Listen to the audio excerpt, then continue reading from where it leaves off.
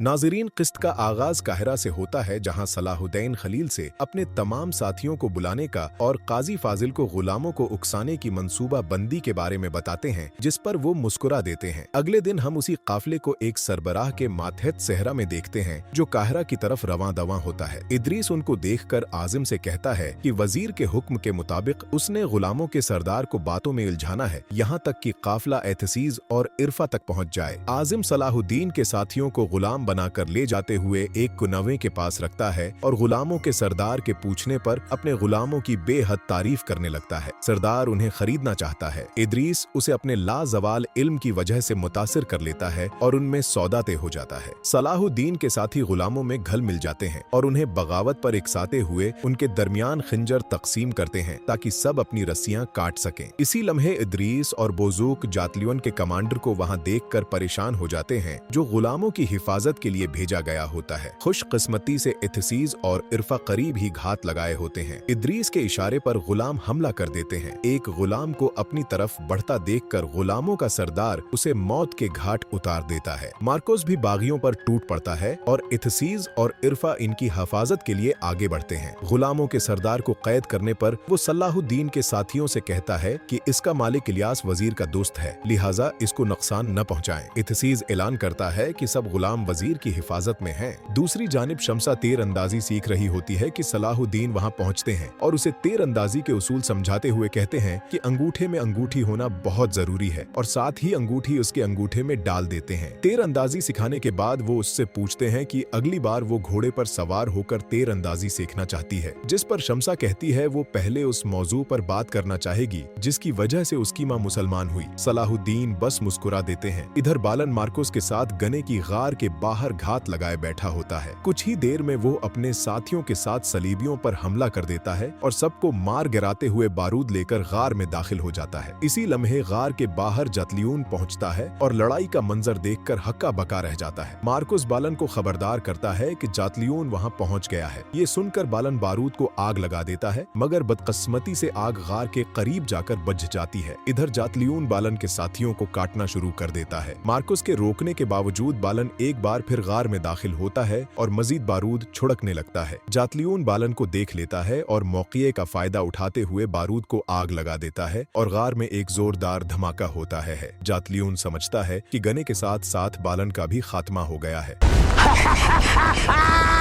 वहां सलाहुद्दीन नमाज से फारिग होते हैं तो खलील उन्हें चिट्ठी थमाता है। सलाहुद्दीन वो पढ़कर खुश हो जाते हैं, क्योंकि गुनाह राख में मिल चुका होता है और गुलाम बहफाजत सही मकाम पर पहुंच जाते हैं। और कुद्स में जातलियून इमारले के सामने एक बक्से के साथ पेश होता है। बक्से को खोलते हुए वो कहता है कि ये बालन की राख है, जिस पर सबीला इसका गरिबान पकड़ लेती है और कहती है कि वो सब लोग कातिल हैं। दूसरी जानिब बालिन मार्कुस से कहता है कि उन्हें बालिन को मरा हुआ समझकर नया कोंत बनाने दो, और साथ ही वो लम्हा याद करता है जब गार में लगी आग को देखकर वो पीछे से भाग निकला था। एक सराय में रकीफ जौहर और दूसरे ताजरों के साथ बैठा खाना खा रहा होता है। सब ताजरीन इसकी तारीफ में जमीन व आसमान के कुलाबे मिलाते नजर आते हैं। एक सुदाते होने लगता है कि रकीफ का आदमी उसे एक चिट्ठी थमाता है, जिसे पढ़ने के बाद वो जौहर के कान में कुछ बड़बड़ाता है और ताजरों से वजीर से मिलने का कहकर वहां से चला जाता है। दूसरी तरफ कारातीगन तहसीलदारी के काम में दस्तावेजात के साथ अलझा होता है कि इतने में वहां अरफा, इथिसीज और इदरीस आते हैं और साथ ही जौहर कारातीगन को खलीफा से मुलाकात का पैगाम देने आता है, जो अपनी दौलत को महल मुंतकिल करने से पहले एक बार तहसीलदार से मिलना चाहता है। कारातीगन सलाहुद्दीन के साथियों को लेकर खलीफा से मिलने के लिए चला जाता है। दूसरी जानिब रकीफ सलाहुद्दीन के सामने हाजिर होता है और वो रकीफ को गुलामों की आजादी और गने के गार की तबाही के बारे में बताते हैं और उसे एक आखिरी मौका देते हुए अपनी बीत करने का कहते हैं, वरना इसके माल की तरह वो खुद भी बर्बाद कर दिया जाएगा और उसका जुल्म खत्म हो जाएगा। वहाँ कारातीगन खलीफा के महल पहुँचने के बाद ढेर सारा सोना देखकर खुश होता है और सलाहुद्दीन के साथियों से माल महल ले जाने का कहता है। इतने में खलीफा दाखिल होता है और उन्हें तनबीहा करता है कि वो सोने का एक टुकड़ा भी नहीं ले जा सकते। खलीफा उनसे कहता है कि उसने उन्हें कोई दावत नहीं दी और अब वो इसके महल से दफा हो जाएं। सलाहुद्दीन रकीफ के सामने बीत के लिए हाथ बढ़ाते हैं और वो हाथ चूमने के लिए आगे बढ़ते हुए कहता है कि ताजिर अपना नुकसान लिख लेते हैं और बदले के लिए वापस लौटते हैं। उससे पहले कि वो बीत लेता, एक जोरदार धमाका होता है। सलाहुद्दीन खिड़की से देखते हैं कि खलीफा के महल से शौले उठ रहे होते हैं। रकीफ उन्हें कहता है कि ये धमाकी सलाहुद्दीन ने ही तो करवाया है, जिस पर सलाहुद्दीन गुस्से से उसे देखने लगते हैं। आपके मुताबिक खलीफा के महल पर हमला किसने करवाया? कमेंट्स में जरूर बताएं और चैनल को लाइक और सब्सक्राइब करना मत भूलें।